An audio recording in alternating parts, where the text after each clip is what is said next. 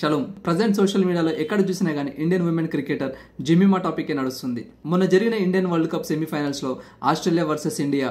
Australia target ఇచ్చింది, కానీ India దాన్ని సునాయాసంగా ఛేదించింది.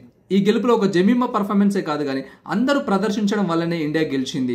స్మృతి మందన కానీ, షిఫాలి వర్మ కానీ, రిచా ఘోష్ కానీ, దీప్తి శర్మ కానీ, అమన్జోత్ కౌర్ కానీ వీళ్ళందరూ కలిసి కాంట్రిబ్యూట్ చేశారు కాబట్టే ఇండియా గెలిచింది.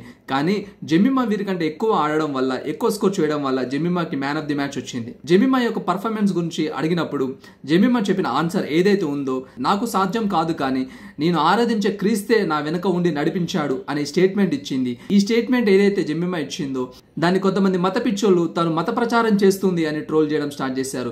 కొంతమంది అయితే ఈ విషయాన్ని తేలికగా వదిలిపెట్టేది లేదు అనే రీతిగా వాళ్ళు యూట్యూబ్లో, సోషల్ మీడియాలో ప్రచారం చేయడం మొదలుపెట్టారు. నాకు తెలిసి వీరికి ఇండియా విన్ అయింది అనే సంతోషం కంటే ఒక క్రిస్టియన్ వల్ల ఇండియా గెలిచిందే అనే బాధ ఎక్కువ ఉన్నట్టుంది. సాధారణంగా ఎవరి జీవితంలోనైనా మంచి జరిగినప్పుడు తమ దైవాన్ని కొలుచుకోవడం సహజమే కదా. ఇక్కడ జెమిమా చేసింది కూడా అదే.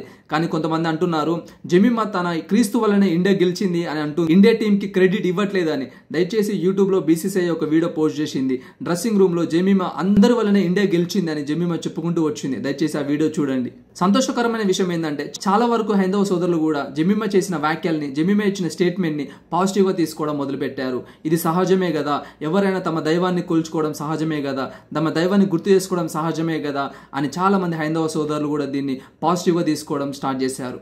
ఒకటి గుర్తుపెట్టుకుందాం, క్రిస్టియన్ అయినా, హిందూ అయినా, ముస్లిం అయినా కానీ ఎవరు పర్ఫార్మెన్స్ చేసినా కానీ గెలిచింది మాత్రం మన భారతదేశం, మన ఇండియా. దాన్ని బట్టి సంతోషిద్దాం మనం. Thank you.